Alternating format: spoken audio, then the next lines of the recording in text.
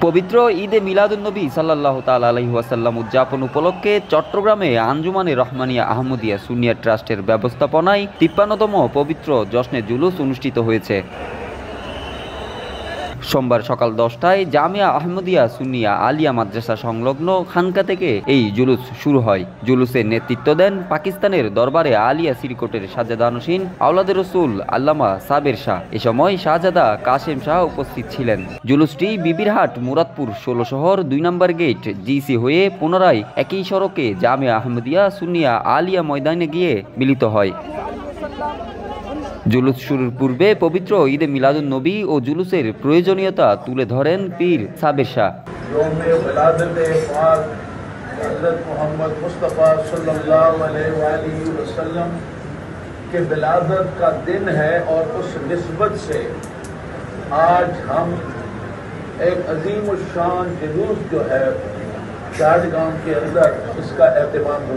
চট্টগ্রাম ও আশেপাশের জেলাসহ সারা দেশ থেকে লক্ষ লক্ষ ধর্মপ্রাণ মুসলমান হাতে কালেমা খচিত ব্যানার ও পতাকা নিয়ে জুলুসে অংশগ্রহণ করেন। এ সময় মুখে রসুলের শানে দরুদ ও সালাম পাঠ করতে দেখা যায় মুসল্লিদের। বিশ্ব শান্তি প্রতিষ্ঠায় রসুলের আদর্শ অনুসরণের আহ্বান জানান জুলুসে অংশ নেয়া সাধারণ মানুষ।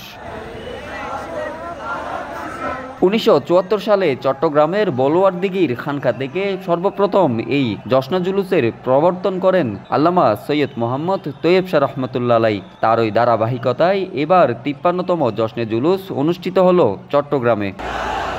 Hossain Kamrul, news now 24, Chittagong.